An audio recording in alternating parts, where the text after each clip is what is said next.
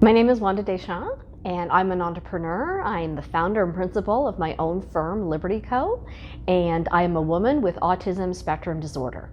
When I was diagnosed, it was actually a relief because I had been telling myself there was something wrong with me. And there's nothing wrong with autism spectrum disorder. There's nothing wrong with someone who is a member of the neurodiverse community. It means that they have a condition that makes them different from the mainstream. Receiving my own diagnosis of autism really did open my mind about the whole concept of neurodiversity. I read somewhere recently that autism is a spectrum. It's not a continuum. And I thought that was a really good point, in that another saying that's common is, if you've met someone with autism, you've met one person with autism. Autism takes different forms in different people, and that it doesn't have to be limiting. It's a matter of understanding what it means to you and what it means for you.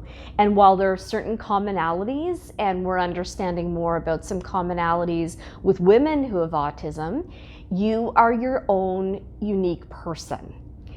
And so it also really helped me in understanding myself, in being more self-aware, because I realized that there are things about me that make me different from the mainstream. They're not necessarily weaknesses. In fact, some of them are strengths. I do have to be self-aware. I do need to know myself. And in being self-aware, I'm also more secure. I'm not afraid, and I'm not ashamed of anyone knowing that I have autism, especially if it can help us in our communication.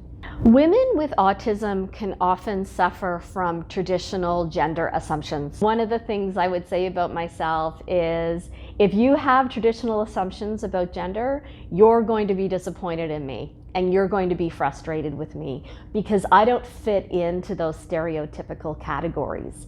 So I have interests that have over time been considered more male interests, and I have skills, and I have traits, and I have characteristics that over time, again, have been considered more male-like, and they're actually not. It's just that our society has put those behaviors in certain categories. So if people can open their minds and think of people as people and in as few categories as possible, then they'll understand more individuals, and they will understand more individuals with autism, and especially more women with autism.